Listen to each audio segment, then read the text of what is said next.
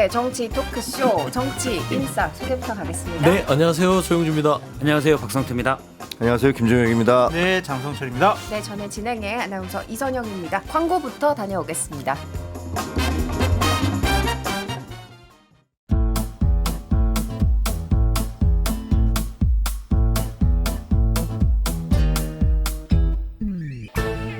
유쾌한 정치 토크쇼 정치 인싸.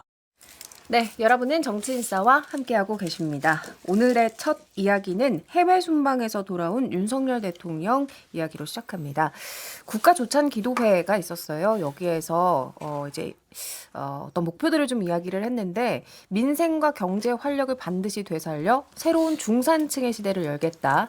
그리고 임기 후반에는 양극화를 타개하고 국민 모두가 국가 발전에 동참하도록 하게 하고 4대 구조개혁에 박차를 가하겠다. 이렇게 이야기를 했는데 양극화를 타개하겠다. 이거는 화합을 하겠다는 거예요? 아니면은 뭐 그냥 어떤 그동안 전략이 정치권이나 각 집권을 했던 정부에서 양극화에서는 수건이었습니다. 수건. 했던 얘기 하는 거죠. 그러니까 잘하셨으면 좋겠어요. 멋진 말이죠. 근데 2년 반 동안 기억하시면 대통령께서 민생을 얘기 안 하셨던 적도 없고 국민이 늘 옳다고 얘기 안 하셨던 적도 없고 뭔가 제대로 뭐든지 해내겠다고 말은 했는데 말뿐이었다. 그러니까 또 나머지 2년 반도 말로 시작해서 말로 끝나면 국민만 불행하잖아요. 저는 그 대통령께서 이 귀국하고 나서 했던 말 중에 조금 언짢았던 게 있어요, 개인적으로. 어떤 부분이요? 거칠지만 그 연금 개혁을 아니면 뭐 노동 개혁을 교육 개혁을 해내겠다. 본인이 거칠다고 얘기를 해요. 그런데 거칠어서는 절대 개혁을 못 합니다.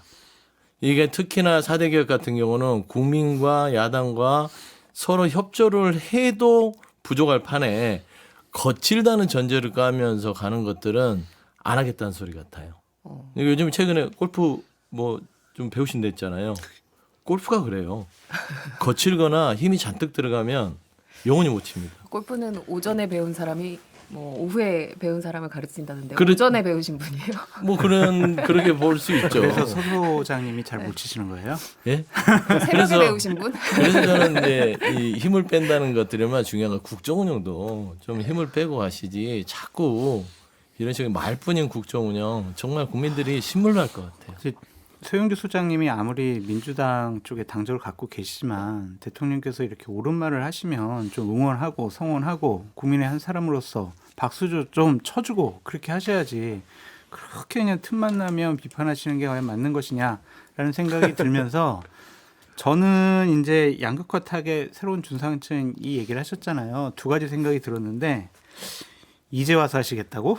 그런 생각이 너무 들었고 늦었다. 네. 또 하나는 할 수 오늘 있을까? 잘한다고 막 그러더니 일단 깔아놓은 거예요. 따라놓고 그다음에 보수 뒤통수치는 정치가 거야, 되게 뭐야. 깔아놓은 거지. 그러니까 박수 이제 치신 줄 와서 알았어요. 저런 얘기 하시는 게 뭐 맞냐? 이건 당연히 하셔야 될 일이죠. 얼마 전에 한동훈 대표께서 격차 해소를 국민의힘의 중점 과제로 하겠다라는 것 호흡 맞추는 거는 괜찮은데 지금 반기점, 분기점이 넘었는데 이런 얘기 너무 늦게 하신 거 아니냐라는 생각이 들고 그러니까 할 수 있을까라는 게 저의 방점이 있어요. 4+1 개혁도 할 수 있을까? 국회 내에서 법안이 통과돼야 되는데 지금 야당과는 적대적인 관계를 맺고 있고 상대를 안 하잖아요. 법안 어떻게 통과시킬 거예요? 저는 불가능한 일을 그냥 말만 하시는 거 아니냐 그런 걱정과 우려를 갖고 있습니다.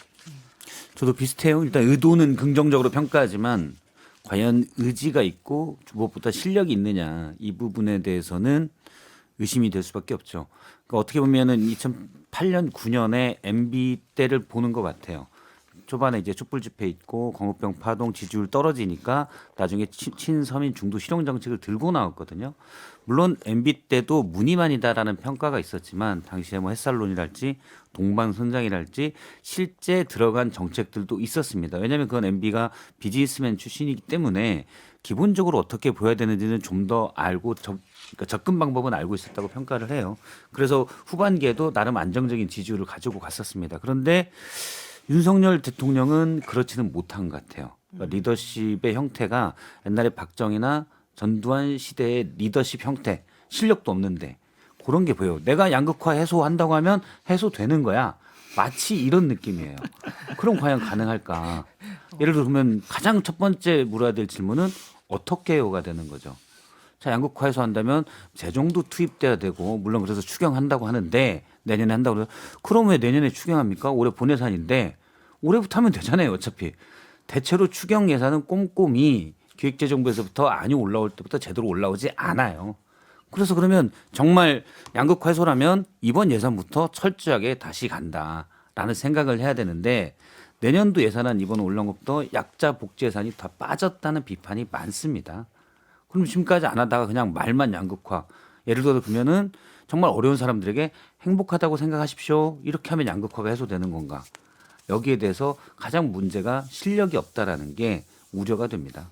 어떻게 할 것인가에 대한 이야기가 빠졌다 그런 말씀이신 것 같고 김재고 양극화 타개하기 네. 정말 어렵죠. 뭐 지금 뭐 이 정부뿐만이 아니라 모든 정부가 목표를 세웠지만 점점 더 이제 그 부자는 점점 부자가 되고 가난한 사람들은 점점 더 가난해지는 게 현실이잖아요. 그러니까 이게 저는 무슨 재정 정책으로 될 것 같지는 않아요. 혹은 그잘 사는 사람들 돈을 걷어서 뭐 가난한 사람들에게 나눠주거나 정부 재정으로 투여한다고 해서 되는 게 아니라 기본적으로 그 일자리 문제를 어떻게 할 것인지 그다음에 성장이 돼야 되잖아요. 경제 성장이 되지 않으면은 이거는 뭐 양극화 그 경제 성장을 성과를 일부 사람들이 가져가는 거 크게 문제죠. 근데 성장 자체가 없으면 그러면 양극화는 해소되지 않을 거라고 봐요. 그래서 대통령이 얘기하는 게 지금 뭐 다 말씀하신 대로 구체성이 없다. 그건 맞는 것 같아요. 뭐 그냥 본인이 하겠다고 그래서 되는 건 아니잖아요. 그래서 뭐 새로운 중산층 시대를 열겠다. 어떻게 하실 건데요? 라는 부분이 빠져 있어서 그 부분은 좀 지켜봐야 될 것 같고요.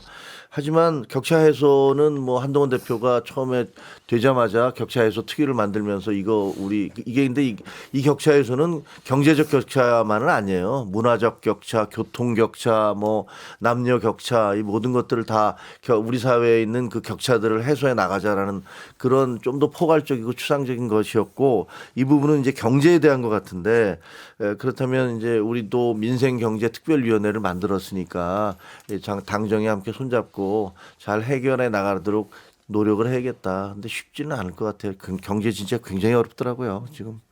알겠습니다. 이렇게 해서 국가조찬 기도회에서 윤 대통령이 했던 이야기들을 좀 정리를 해봤는데 그나저나 대통령실의 개각은 언제쯤 이루어지는 건지 하기는 하는 건지 뭐 이거에 대한 궁금증도 많더라고요.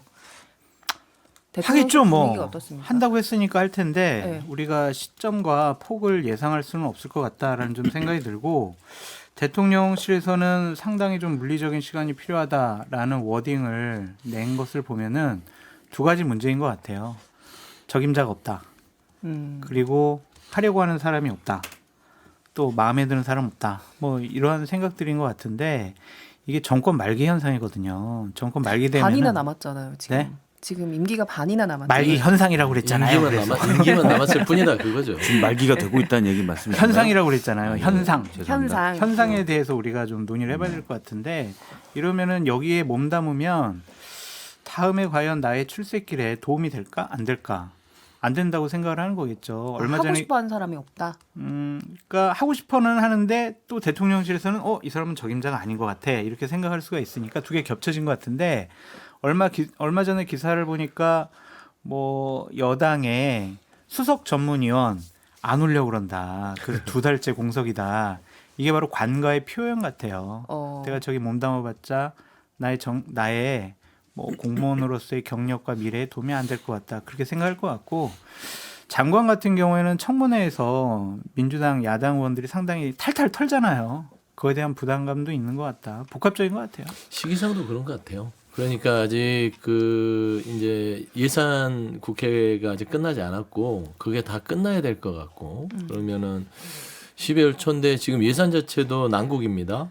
지금 이 야당에서는 의석수가 많기 때문에 예산에 대해서 꼼꼼하게 보고 예를 들면 뭐 준예산까지 얘기는 나오지 않았으나 여차하면은 예산 부분에 대해서도 이거는 통과를 안 시켜줄 생각도 갖고 있기 때문에 지금 개각을 하는 것은 시기상으로 맞지 않죠.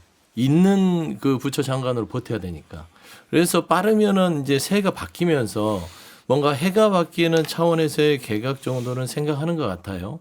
그래서 미뤄 짐작컨대 한 1월 정도나 2월 정도 그래야만 조금 더 국회도 좀 휴식기가 들어가고 지금 생각하는 것은 이재명 대표의 어떤 선거까지도 다 정치적으로 생각하는 것 같아요. 그랬을 때 야당의 어떤 입지, 그 다음에 본인들의 전반적인 분위기 전환, 그 다음에 이제 장 소장님이 얘기했듯이 할 사람이 없는 거죠. 그러니까 지금 하마평 오는 사람 보면 그냥 이 바둑알 안에서 본인들 안에서 돌려막기 하는 느낌이잖아요. 이 사람을 저기 갖다 놓고 이 사람을 저기 보내고 새로운 사람 유입이 안 돼요. 그러니까 저는 그런 측면에서는 둘 다 난제다. 상황도 난제고 안에서 인력풀도 난제이기 때문에 지금 개각을 고민하고 있으나 누가 윤석열 대통령 뒤치다거리하러 또 들어가겠냐 그런 생각들 많이 할 겁니다. 그 보면 이제 언론에 보도 나온 게 그 각사에 나온 게 명단이 다 똑같아요. 그래요? 다른 사람이 없잖아요. 그러니까 A사, B사, C사에서 나오는 것들이 하마평이 다 똑같아요. 그것도 참 특이한 일이에요.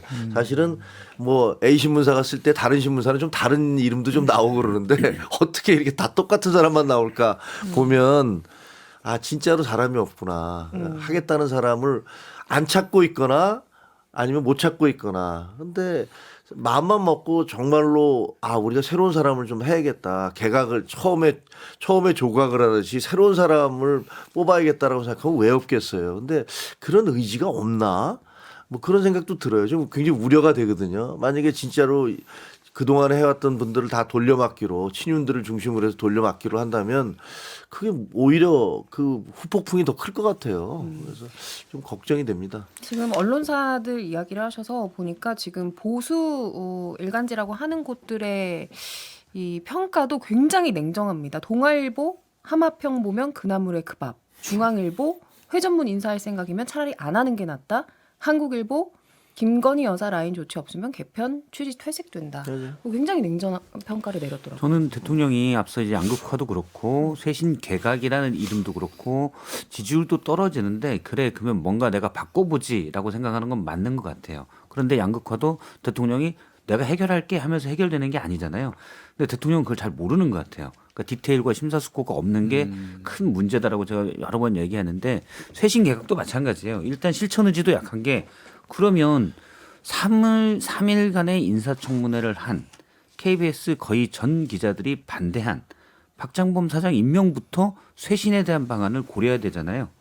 쇄신 개각 얘기가 나왔는데 물론 개각은 아니지만 KBS 사장이면 중요 인사입니다. 네. 그런데 이건 그냥 가요. 역대 KBS 사장 중에 물론 이전에 박민 사장도 같았지만 이런 사람이 한단 말이야. 이렇게 말이 많은데 이렇게 비판을 받고 있는데 라는 분을 그냥 임명시키면서 요건 별개로 그럼 뭐 내년부터 연말부터 쇄신한다? 그걸 누가 믿겠습니까? 저는 근데 윤석열 대통령이 순수하게 정말 쇄신할 거라고 생각하고 있다고 믿어요. 그런데 그게 심사숙고가 없기 때문에 지금 당장 있는 것부터 쇄신하지 않으면서 본인은 가상에 멀리 떠 있는 쇄신이라는 거를 생각하고 있는 것 같아요. 그래서 그 의지가 있어도 좋은 사람을 뽑으려면 본인이 좋은 사람이 돼야 됩니다. 좋은 사람이 아닌데 누가 좋은 사람이 옵니까? 훌륭한 사람이. 툭하면 화내죠. 일하면 국민들한테 욕먹죠. 비판당하죠. 보람도 없죠. 누가 옆에 오겠습니까? 그러면 이때 어떤 사람들이 오냐면 정권 사실은 후반기인데 말기 현상이 있더라도 권력을 탐하고 내가 이걸 가지고 마지막이라도 뭘 좀 해봐야지 뭘 좀 뭐 나쁜 짓이라고 하긴 그렇지만 어떤 권력을 누려봐야지 하는 사람들만 오게 됩니다. 그래서 쇄신 개각이라고 대통령이 얘기하지만 일단 진지하지가 않고 디테일이 없기 때문에 쉽지 않을 거라고 생각합니다. 하지만 어쨌든 대통령은 4+1 개혁을 강조하면서 이걸 잘 추진할 수 있는 적임자를 검토하라라는 이야기를 하면서 어쨌든 개각을 시사를 하긴 했습니다. 아무래도 한덕수 총리 후임이 제일 많이 거론이 되던데 만약에 정말 바뀐다면 누가 가장 유력하다고 보시나요? 아니 유력해도 제가 말씀드렸잖아요. 그 각 언론사에서 하마평이 다 친윤 일색이라니까요. 다 대통령과 가까운 사람 아니면 좀 극단적인 말로 한동훈 대표랑 덜 친한 사람. 이렇게 그 여당 내에서도 정확하게 내 친윤의 사람들만 쓰겠다라는 의지가 하마평에 다 올라가 있어요. 예를 들면 이건 참 뭐 옛날 얘기이긴 하지만 뭐 박영선 민주당 출신의 전 장관 뭐 그런 언론 한번 나왔었잖아요. 네. 차라리 그게 더 신선하게 느껴질 정도예요. 차라리 그게 더 개각을 하는 데 있어서 쇄신하려고 노력하는 것보다 여기저기 좀 새로운 인물을 찾아보나 보다 할 건데 지금 나온 뭐 주호영 의원부터 시작해서 다 거론되는 분들이 다 저 친윤 그룹에 있던 사람이잖아요. 그래서 지금 박성태 시장님께서 얘기했지만 이런 거예요. 윤석열 대통령은 스포츠 선수로 얘기하면 의욕만 앞서요. 실력은 없는데. 이게 야구 선수가 타석에 들어서서 나는 들어가면 안타야. 내가 치면 홈런이야. 하는데 연습도 하나도 안 해. 실력도 안 쌓아. 의욕만 앞서니까 본인이 실력 발휘를 제대로 못 보여주고 있는 거예요. 그래서 저는 그런 자기가 정말 실력이 있다고 믿는 그런 허상에서 깨려면 좀 옆에 있는 제대로 된 사람들과 얘기를 좀 하고 제가 하나 조언드리고 싶은 건 야당하고 얘기를 좀 하기 싫으면 최소한 여당에 있는 여당 대표하고라도 머리를 맞대고 얘기해야 되는데 또 그 실상도 아니잖아요. 얼마 전에 수능 끝났잖아요. 대통령의 최근의 모습을 보면은 수능 시험 나 100점, 300점 만점 맞을 거야 그러면서 공부 안 하고 모의고사도 안 보고 그냥 평상시대로 놀면서 수능 잘 보겠다고 하는 사람과 비슷한 거 아니냐라는 좀 생각이 들고요. 듣고 보니까 전례가 있네요. 누구요? 아니 지금 말씀하신 수능 잘 볼 거야 이런 거에 구태여 얘기하진 않겠습니다. 하세요. 말 끊고 들어와서. 대통령이 9번이나 경험을 하셨는데 그걸 못 하셨다는 거는 9번? 그럼 임기가 9년이어야 되는 거예요? 그러니까 제가 얘기 듣기로는 뭐 총리 같은 경우에는 정치는 안 시킬 것 같다라는 얘기를 좀 많이 하시더라고요. 오. 그래서 지금 외교안보적으로 상당히 우리가 문제가 있고 뚫고 나가야 될 부분들이 많이 있어서 조태영 뭐 이 국가정보원장을 총리로 뭐 시키겠다 뭐 그런 움직임도 있다라는 얘기 들었는데 그럼 이게 쇄신일까요? 그러면은 설에 의하면 이것도 소문만 얘기해도 지금 고소하는 거라서 얘기하기 참 어려운데 안 돼. 하지만 소문도 얘기하지 마. 이니셜로만 해요. 이니셜로 얘기하면 재미가 없잖아요. 그래요? 몰라요 그럼 안 할래요. 여기까지 다 이야기하시고 안 하시고. 아니 그러니까 예를 들면 네. 이제 기자들 사이에 떠돌아다니는 소문이 이상민 행안부 장관을 뭐 국정원장으로 보낸다. 막 이러한 정보 내용 언론 보도에 나온 돌아다니고 건데. 있잖아요. 근데 그런 게 맞는 것이냐? 그 기사도 고소 당한대요. 예? 그 쓴 기자도 고소 당한대요. 진짜? 예. 그럼요. 확인했냐? 요즘에는 고소 고발이 난 말이에요. 확인했냐 그러면? 근데 조태용 안보실장이었죠. 원래 미 대사다 안보실장하고 국정원장을 지금 가 있는데 또 그분을 총리를 시킨다면 만약에 참 어처구니 없지 않습니까? 아니 어쨌든 이게 총리의 경우에는 야당 인준이 필요하잖아요. 그렇죠. 예. 근데 지금 언급된 인사들은 야당에서 절대 인준 안 해주겠다 뭐 이런 분위기. 아니 야당이라는 게 그 인사를 무조건 안 해준다고 할 수는 없잖아요. 예를 들면 총리가 지금 트럼프 시대가 됐으니까 외교안보 부분에 조금 예. 미국과 가까운 분을 데려다 놓는다. 그게 무슨 어처구니 없는 소리입니까? 총리는 내치에 대해서 대통령을 보좌해서 내치를 좀 더 강화시켜야 될 분이지. 그 외교안보 라인은 용산에 있잖아요. 안보실장 있고 그다음에 미 대사 있고 그다음에 외교부 장관 이런 라인들을 구축하는 게 맞지. 저는 총리에다가 그런 분을 갖다 놓고 야당에서 이 정도면 트럼프 시대에 적합한 인물 아니야? 라고 만에 하나 그런다면 그거는 좀 어처구니 없는 개각. 그렇게 한다고 얘기 안 했잖아요. 아니 그러니까 예를 들어서 한다면 그리고 지금 언론에 나와 있는 모든 사람의 그 리스트를 쭉 하면 뭐 행안부 장관에 거론되는 하마평이 윤지호 의원, 이철규 의원 이분들도 친윤이잖아요. 이거예요. 그러니까 이런 부분이기 때문에 볼 것도 없어요. 좀 개각을 좀 국민들 눈높이에 맞춰서 진짜 변하구나 하는 좀 그런 개각이 있어야 되는데 참 어떻게 보면 화도 나고 이거 좀 답답합니다. 그리고 개각보다 이제 또 개각보다 중요한 게 비서실 개편이잖아요. 사실은 비서실에서 그동안에 이제 김건희 여사 라인이라고 불렸던 분들 이런 분들을 어떻게 바꿀 것이냐 이것도 굉장히 중요한 포인트인 것 같아요. 왜냐하면 뭐 우리 다 알지만 대통령이 뭐 잘 말씀을 잘 안 듣는다, 남의 얘기를 잘 안 듣는다, 근데 부인 얘기만 듣는다, 뭐 이런 얘기들을 많이 하잖아요. 그리고 또 부인은 김 여사는 또 자기 비서들하고 상의할 거 아닙니까? 그럼 결과적으로는 국정을 이 비서실장이나 뭐 위에 수뇌부가 아니라 그 김건희 여사 주변에 있는 비서들이 의해서 더 영향을 받는 거 아니냐라는 그런 지적과 비판도 있기 때문에 그게 사실이든 아니든 어쨌든 그렇게까지 여러분들에게 비판을 받고 있다면 김 여사 주변의 어떤 그 라인들 이런 부분을 완전히 일신하는 거 이게 굉장히 중요할 거다. 그래야 기자들도 아마 그 용산 대통령실 출입하는 기자들도 그 사람도 바꿨어? 아 이번엔 좀 진짜 좀 생각이 달라진 모양이구나 이렇게 생각할 거예요. 근데 내가 아무리 다 바꿨는데 이쪽에 대통령실에서 실질적으로 영향력을 행사하던 그런 사람들 하나도 안 바꾸면 아 이건 그냥 쇼하는구나 이렇게 생각할 가능성이 크다고 보여져요. 네. 알겠습니다. 아무튼 뭐 다음 달쯤 개각을 단행할 것이다 이런 예측이 나왔지만 대통령실은 상당한 물리적 시간이 필요한 일이라면서 일축하긴 했고요. 앞으로 언제쯤 어떻게 개각이 이루어질지는 좀 지켜봐야 될 것 같습니다. 광고 듣고 와서 2부로 넘어가겠습니다.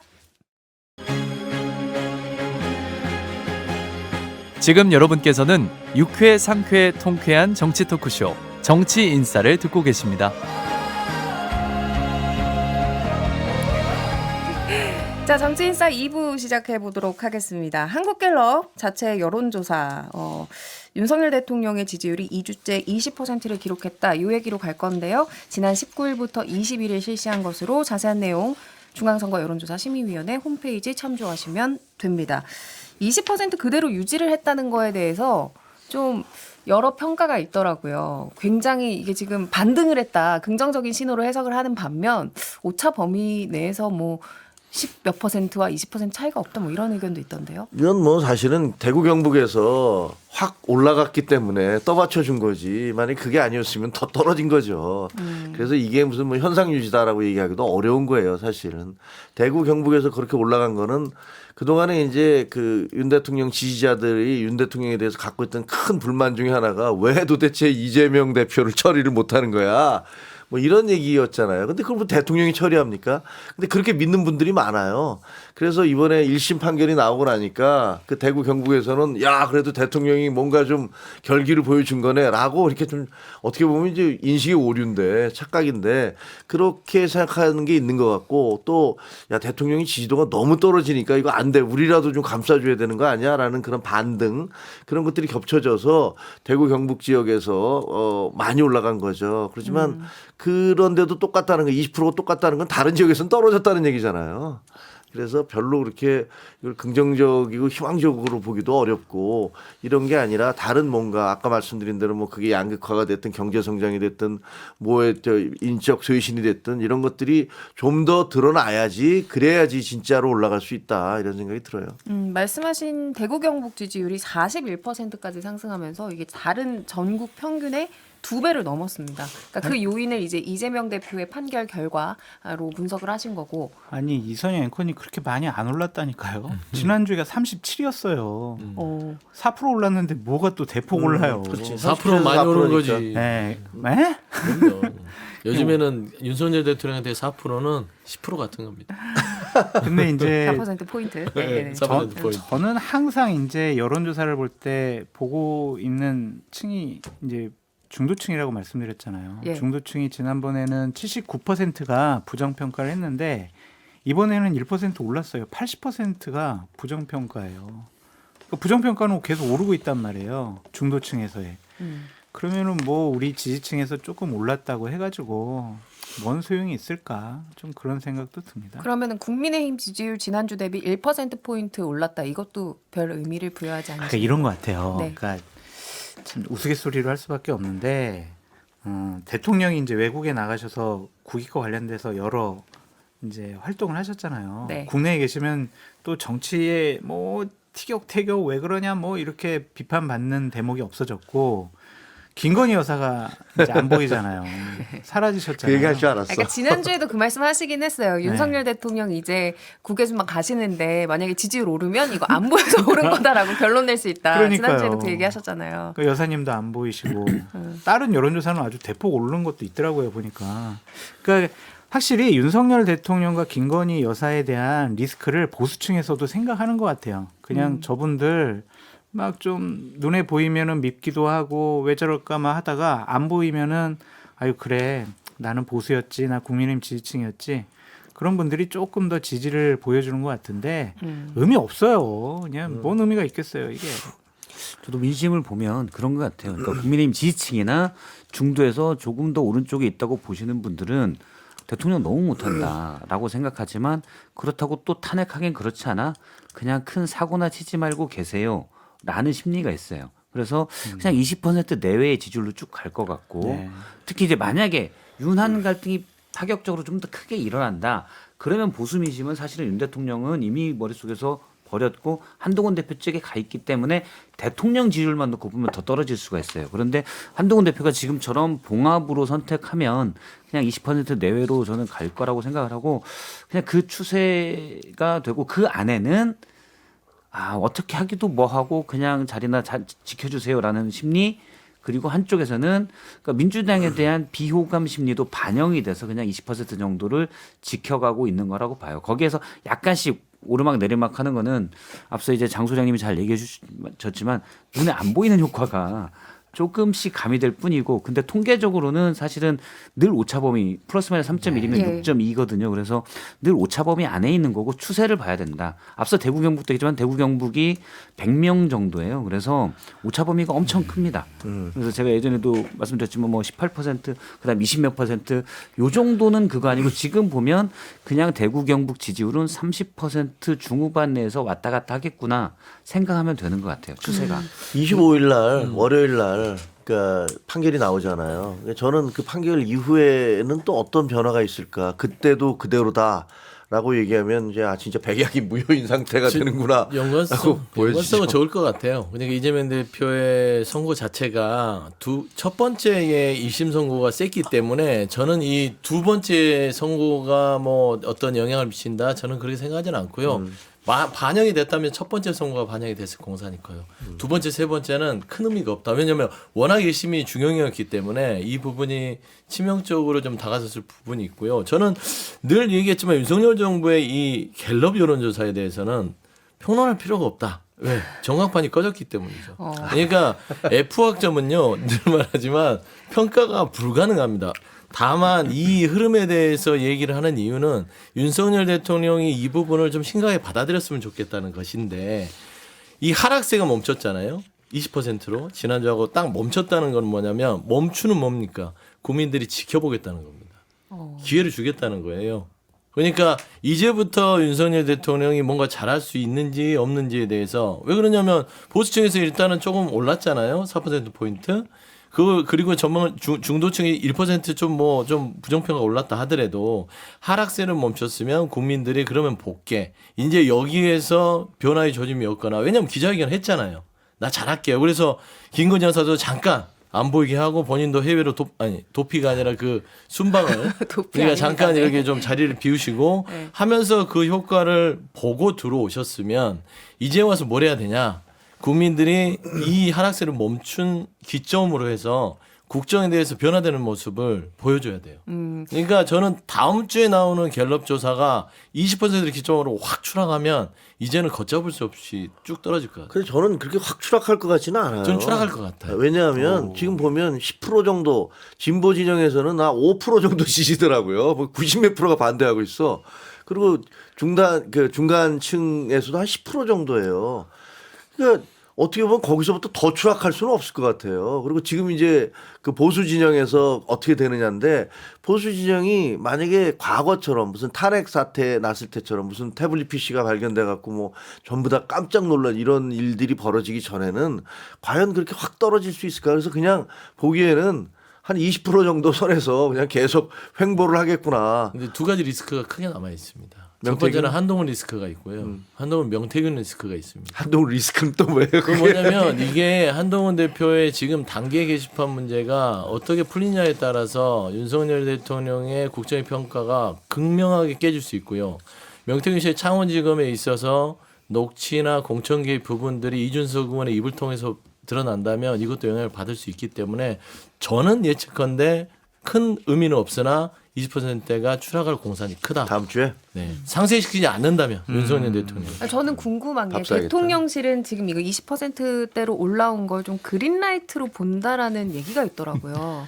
그 그린라이트 분위기 보면 바보죠. 어때요? 이거 무슨 그린라이트예요? 아니, 취재하신 거 좀 없으세요, 장 소장님? 대통령실 분위기. 그러니까 갤럽 여론조사보다 또 MBS 여론조사 작가님 또 힘드실 텐데 다른 여론조사. 예, MBS 여론조사 같은 경우에는 8%가 올랐어요. 27%까지 나왔더라고요. 그러니까 그런 것에 대해서 하락 추세가 꺾이고 이제 상승 추세로 흐름이 바뀌었구만. 이런 식으로 생각을 하니까 대통령실에서는 뭐든지 좀 긍정적으로 생각을 해야지. 계속 대통령님 계속 이거 안 좋은데요. 이거 별 의미 없는데요. 이렇게 보곤 하지 않을 거예요. 근데 국정 운영이 불가능할 정도의 지지율이다라고 저희들이 계속 말씀드리잖아요. 그냥 계속 말로만 뭘 하겠다라고 하시지 않고 그냥 이재명 대표 사법 리스크, 재판 리스크, 선고 리스크 있잖아. 그러니까 괜찮아. 우리는 이대로 단일대우 하나로 뭉치면 돼. 이재명이 있잖아.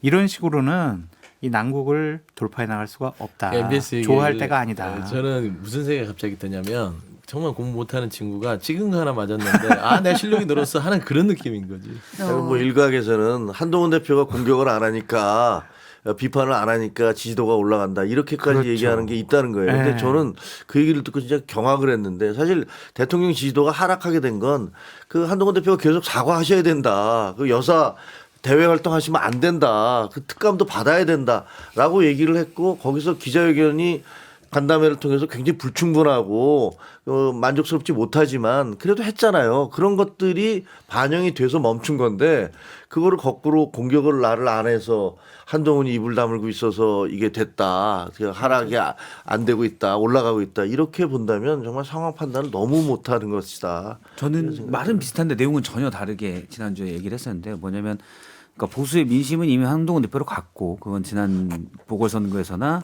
쭉 나왔던 얘기인 것 같고 근데 한동훈 대표가 대통령을 비판할 때는 맞아 한동훈 대표 말이 맞지 하면서 대통령의 지지율이 떨어졌지만 그러니까 한동훈 대표가 그냥 대통령이랑 같이 일단은 손을 잡고 가기로 하면 그래 우리도 여기서 너무 대통령을 비판만 해서는 보수가 분열해서 안 좋아 그러니까 한동훈 대표의 선택을 지지하는 보수 민심이 좀 있는 것 같아요. 그것도 있죠. 예, 그러니까 내용은 완전히 다르지만 어쨌든 현상은 똑같은 건데 대구 같은 데서 예, 대구 영북 같은 데서 그렇죠. 거기에 보수 민심이 작용하는 건 좀 있다. 다만 만약 그렇다면은 한동훈 대표의 지지율도 사실은 20%로 고착화된 거여서 이거는 부정적이다라고 얘기한 바가 있습니다. 알겠습니다. 지금 저희가 이야기한 여론조사 개요 엠브레인 퍼블릭, K스탯 리서치, 코리아 리서치, 한국 리서치가 지난 18일부터 20일 실시한 전국 지표조사 내용이고요. 윤석열 대통령의 국정 운영 긍정평가가 27%로 집계됐다는 내용. 자세한 내용은 중앙선거 여론조사 심의위원회 홈페이지 참조하시면 됩니다. 자, 그리고 나서 이제 이 얘기를 좀 해봐야 될 것 같은데, 홍철호 수석이 이제 대통령 기자회견 관련한 부산일보 기자였던가요? 뭐가 죄송하다는 거냐에 대한 질문에 대해서 무례한 질문이다라고 이야기를 해서 논란이 됐고, 결국에는 사과를 했습니다. 이 추후의 상황이 좀 어떻게 될 것인가, 혹시 인적 쇄신의 대상이 되는 거 아니냐, 뭐 이런 얘기가 나오더라고요. 아니 그것 때문에 인적 쇄신 대상은 아니고 제가 이제 홍철호 수석이 그 얘기가 나온 게 제가 보기엔 분위기를 보면 그런 것 같아요. 그러니까 대통령에 대해서 부산일보 기자가 마지막에 약간 피니시블로 비슷하게 그 질문을 했잖아요. 그리고 대통령이 그 대답이 그렇게 충분하지 못해서 그 이전에 다들 좀 뭐지 이러고 하다가 맞아 저 기자 말이 맞아 뭐 이렇게 생각한 부분이 있어요. 그러니까 아마 끝나고 나서 수석들이나 뭐 이분들끼리 모여서 야 그 기자 왜 이렇게 무례해 뭐 이러면서 얘기했을 거야 자기들끼리. 근데 그거는 내부에서 얘기를 하더라도 밖에 나가서 거기서 그 국회에 가서 그런 얘기를 하면 안 되는 거죠. 근데 홍철호 수석은 아마 그런 분위기 그때 했던 자기들끼리 했던 그 분위기 야 기자가 너무 무례했던 거 아니야? 뭐 이런 분위기를 그냥 그 부지불식간에 얘기를 한 게 아닌가라고 생각이 들고요. 근데 그 발언을 함으로써 거기에 대한 어떤 후폭풍, 비판 이런 것들이 워낙 거세지니까 안 되겠다. 이거는 빨리 좀 사과를 해야겠다라는 그렇게 판단을 했겠죠, 뭐. 사과를 한 건 홍 수석의 개인적인 판단이었을까요?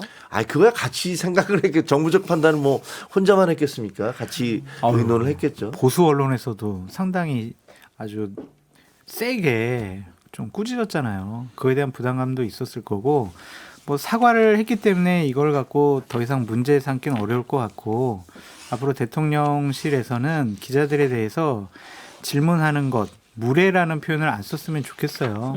이전에 막 뭐 정권 초기였지만 대통령이 가고 나서 한 대통령실에 보좌진들이 MBC 기자한테 막 뭐라고 하는 모습을 보였잖아요. 그런 것들이 계속 쭉 대통령실에서는 유지된 것 같은데 이제 이 에피소드로 제가 이제 이 부산일보 기자 박석호 기자를 잘 알거든요. 그래가지고 방송 나가서 아니 그분 내가 10년 전부터 아는데 대단히 차분하고 예의 바르고 정말 그런 분이다라고 얘기를 했더니 그분이 그걸 들었나 봐요. 그래서 되게 좋은 얘기해줘서 고맙다고 전화가 왔어요. 연락을 주셨더라고요. 근데 진짜로 그분은 정말 국회 출입기자 중에 가장 예의 바르고 차분하고 냉철한 분이거든요. 그래서 좀 대통령실에서 좀 너무했다. 그거 본인들도 뭐 자인을 한 거죠. 저도 당시 박석호 기자의 질문을 쭉 보면 정말 예의 바르게 하지만 내용은 날카롭게 질문을 했거든요. 그럼요. 그러니까 그날 많은 기자들이 사실은 방송을 보면서 대통령 기자회견을 보면서 아 박석호 기자 질문 없었으면 전반적으로 우리도 부끄러울 뻔했다. 뭐 이런 얘기들이 나올 정도였어요. 그런데 그걸 무례하다고 한다는 건 잘 이해가 안 되고 근데 홍철호 정무수석이 저는 뭐 친하거나 그런 건 전혀 아니지만 듣기로는 가장 합리적이고 용산에 있는 인사 중에 가장 유연하다는 평가를 받아왔거든요. 그런데 이분이 기자의 질문에 대해서 무례하다고 할 정도일까? 왜 그럴까? 그 전에 제가 한번 여권 관계자한테 들은 얘기가 상당히 합리적이고 유연한 인사인데 대통령과 밥을 몇 번 먹으면 바뀐다는 거예요. 야당과 언론 심지어 여당은 다 적이다.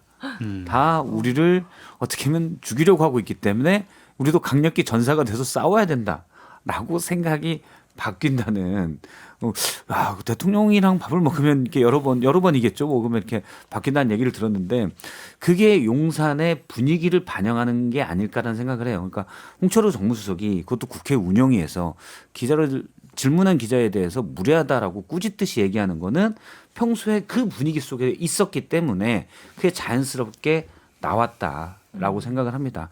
그러면 앞서 얘기로 가면 양극화에서나 쇄신이 그 분위기에서 될까? 제가 늘 얘기하지만 뭔가를 바꾸려면 진지한 반성부터 돼야 되거든요. 반성이 없으면 그냥 말뿐이다라고 생각이 됩니다. 알겠습니다. 그래도 저도 한 발언으로 말씀만 인해서- 드리면 지금 이 홍철호 수석의 무례하다는 이 인식에서 나온 발언은요. 이거는 용산의 전체적인 이 언론관을 보여주는 거예요. 그러니까 그 자리가 상임위장에서 대통령실을 대표해서 얘기했다는 것은 대통령의 인식을 얘기한 거거든요. 이거는 저는 경질 대상이라고 봅니다. 왜냐하면 내 뜻이 오해받게끔 당신이 대표해서 말을 잘못했으면 거기에 대해서 책임을 물어야죠. 이건 단순한 실수로 끝날 문제는 아닌 것 같고 두 번째는 윤석열 정부의 언론관을 보세요. 그러니까 감시하는 언론은 무례해요. MBC 사례 아시잖아요. 이기주 기자에 대해서 1호기 순방 민간인 했던 그 보도부터 바이든 날리면까지 어떤 처우를 받았습니까? 전용기에 태우지도 않았고요. 그러니까 이게 보복을 해요. 언론에 대해서. 본인들이 잘못을 반성하기보다는 그걸 보도해서 들춰낸 기자가 무례한 거고 어디서 감히 우리의 잘못을 지적해 라는 그런 인식이 있기 때문에 저는 참 이 윤석열 정부의 언론관이 비참한 수준이다. 제가 언론사 제가 기자 출신이고 워싱턴 특파원을 하면서 미국의 이제 언론들을 봤기 때문에 그거 적어도 생각을 해봤어요. 무례하다는 표현은 뭘까? 뭐에 해당할까? 아마 영어로 루드하다든가 아니면 뭐 임폴라이트하다든가 뭐 그런 정도일 거예요. 근데 그 외국에서 뭐 루드하다든가 임폴라이트인가 언폴라이트인가 잘 모르겠지만 폴라이트하지 않다라고 얘기할 때는 그거는 태도를 가지고 얘기하는 거지 내용을 가지고 얘기하지는 않거든요. 그러니까 아까 박성태 평론가 얘기하셨듯이 내용이 날카로운 걸 갖고 무례하다는 얘기는 절대 안 해요. 오히려 잘했다고 얘기를 하지. 근데 그때 보면은 부산일보 기자의 태도는 굉장히 공손하고 점잖았기 때문에 거기에 뭐 무례했다라든가 뭐 그걸 루드하다든가 폴라이트하지 않다든가 이런 표현은 절대 쓸 수가 없는 건데 잘못된 거죠 뭐. 알겠습니다. 이 발언을 두고는 뭐 언론사를 불문하고 굉장히 비판적인 보도들이 많이 나왔던 것 같고 대통령실의 분위기를 좀 엿볼 수 있다 이런 평가가 전반적이었던 것 같아요. 명태균 씨 얘기로 좀 넘어갈 건데요. 윤한홍 의원이 이 뭐 조건을 언급하면서 그 윤석열 대통령한테 혼난 내용도 좀 녹취를 공개해라라고 했다는 거 어디까지가 좀 증명된 사실이고 좀 주목을 해야 될까요? 이건 너무 명백한 거 아니에요? 그러니까 녹취가 나왔잖아요. 윤한홍 의원이 명태균 씨에게 이런 대통령의 녹취를 좀 틀었으면 좋겠다라고 얘기해달라. 그러니까 그 중간 다리가 A라는 뭐 이름을 얘기하면 안 되겠죠. A의 전 경남 도의원인데 윤한홍 의원과는 중학교에 인맥이 있는 것이고 또 A 경남도 의원은 명태균 씨와 또 지역에서의 또 인맥이 있는 것이에요. 근데 저는 윤한홍 의원이 이거를 판단해서 들어갔을 시점을 보면 윤석열 대통령이 육성녹음 김효선 좀 해줘라고 했다. 근데 당에서 말이 많네. 이 부분에 대해서 충격을 받고 거기에 대한 대응 차원인데 뭘 틀어달라고 했냐면 윤석열 대통령이 국민 앞에서 그리고 대통령실에 나온 정진석 비서실장이 얘기했던 윤석열 대통령 명태균 씨를 엄중하게 꾸짖고 관계를 끊었다. 이걸 입증할 만한 녹취를 틀어달라는 거잖아요. 마누라하고 장모한테 전화 좀 하지 마. 라는 그 화내는 육성을 좀 틀어라. 그러면 대통령과 정진석 비서실장 얘기한 게 입증이 되는 거 아니냐. 이 맥락이거든요. 그래서 저는 윤한홍 의원이 이렇게 구체적으로 녹취를 통해서 A 경남도의원한테 전달했고 A 경남도의원은 명태균 씨에 전달한 녹취가 양쪽에서 틀어지잖아요. 그러면 결국 윤한홍 의원이 이걸 한 거예요. 이걸 회원이 아니냐에 대해서는 그건 변명으로 그냥 치부하더라도 여기서 우리가 주목해야 될 건 이 녹취가 존재하구나. 윤석열 대통령의 음성이 존재하고 있구나를 우리는 확정할 수 있다. 아니 윤한홍 의원이 한가로운 사람도 아니고 이 녹취가 없는 그런 허세인데 이걸 틀어달라고 하겠습니까? 그건 아니잖아요. 그러니까 있습니다. 그래서 저는 윤석열 대통령의 녹취 자체가 그 우리가 들었던 육성 외에도 많은 녹취가 명태균 씨가 말한 증언 속에 있을 공산이 커졌다. 그래서 범인은 아니지만 대부분 범인은 범죄 현장에 다시 나타난다라는 생각이 좀 들었어요. 그 말 괜찮네요. 그렇죠. 네, 범죄 현장에 다시 다시 나타나잖아요. 범인은 아니지만. 범인은 아니지. 그럼 저는 그 윤한홍 의원 녹취 중에 중요 단어는 핸들링. 핸들링. 네, 녹취의 뒤에 내용에 뭐 심각한 내용 있다고 나도 들었는데 이거 핸들링 해야 돼. 그러면서 이제 그 녹음 내용이 나오잖아요. 그러니까 그럴 의도로 돼 있다. 물론 윤한홍 의원은 총체적 진실을 밝히기 위해서 대통령이 명태균 씨를 꾸짖는 내용도 틀어달라. 그래야 총체적인 모습을 볼 수 있지 않겠냐라고 얘기했지만 그건 일부분이고 혹시 심각한 내용이 나올까 봐 그 부분을 좀 명태균 씨와 딜을 해서 이거를 막으려고 한 게 아닐까라고 생각이 됩니다. 그리고 뭐 그렇지 않고서는 명태균 씨와 친하지도 않은 서로 왼수처럼 된 윤한홍 의원이 급하게 나서서 그런 거래를 시도할 이유는 없다고 봐요. 네. 윤한홍 의원이 그 장모가 장모에게 우리 장모한테 전화하지 마라고 화낸 부분을 틀어달라고 얘기했다잖아요. 그 A 씨를 통해서. 근데 이게 정진석 실장이 국회에서 답변을 할 때는 장모 얘기는 없었거든요. 근데 그럼 그거 어디서 알았지? 뭐 이런 의구심이 또 들잖아요. 근데 그럼 그 윤한홍 의원이 그렇게 얘기했다고 하고 또 정점식 의원도 뭐 거론이 되고 그러는 거 보면 아마 이제 친윤 그룹들 중에서 이거 어떻게 대책을 세워야 되는데 명태균이 들어가면 이거 우리가 어떻게 대응할 거야라는 것들을 서로들 얘기를 좀 한 게 아닐까라는 생각은 들고 그리고 그 정보의 일차적인 소스가 대통령실인가 뭐 이런 의구심을 뭐 가질 수는 있죠. 근데 뭐 정확한 거는 저희가 잘 모르니까 그 내용은 뭐 그렇게 의구심만 가질 수 있다라는 생각이 들어요.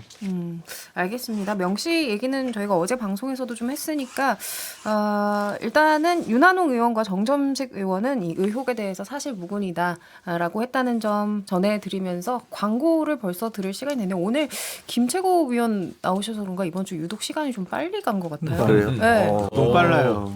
저 욕하는 거 아니죠? 아유, 칭찬이 자주 나오세요. 윤 대변인님이 긴장하셔야겠는데요. 네, 알겠습니다. 광고 듣고 오죠. 네, 정치인싸 이제 이번 주 마무리할 시간입니다. 이번 주는 말씀드린 것처럼 김종혁 국민의힘 최고위원 함께해 주셨고요. 저희는 다음 주 토요일 11시 5분에 다시 뵙도록 하겠습니다. 뭘 그렇게 속닥속닥 하세요? 빨리 끝난다. 할 얘기가 많았는데. 네, 고맙습니다, 여러분. 네, 감사합니다. 감사합니다. 고맙습니다.